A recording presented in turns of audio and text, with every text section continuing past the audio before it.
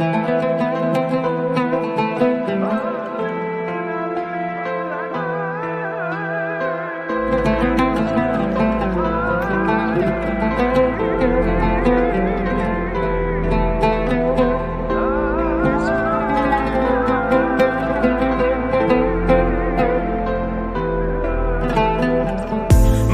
ağlım özüm, fikrim sözüm, görən gözüm səndə qalır, səndə qalır. Gülən özüm, gəl ki gülüm məndə, çox az dözüm məndə qalır, məndə qalır.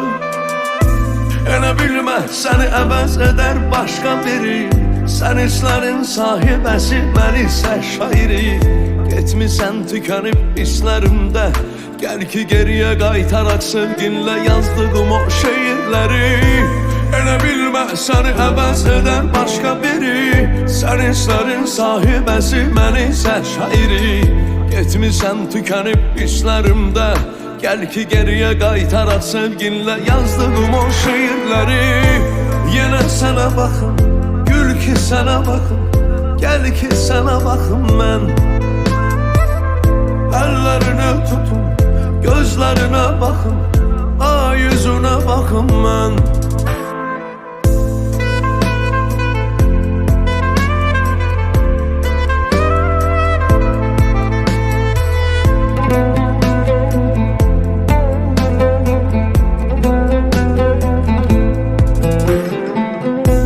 Elə bilmə, səni əvəz edər başqa biri, sən hislərin sahibəsi, mən isə şairi.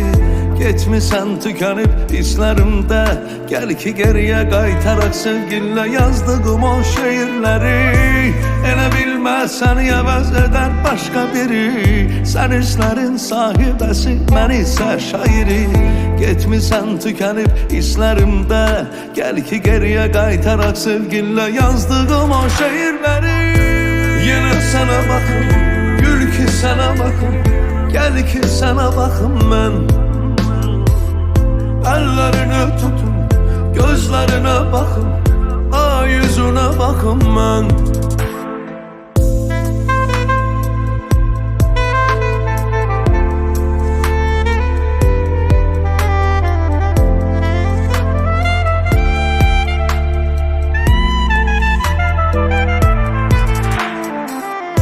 Yenə sənə baxım, gül ki sənə baxım, gəl ki sənə baxım mən.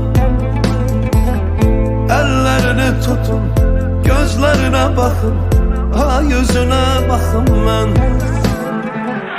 Yenə sənə baxım, gül ki sənə baxım, gəl ki sənə baxım mən.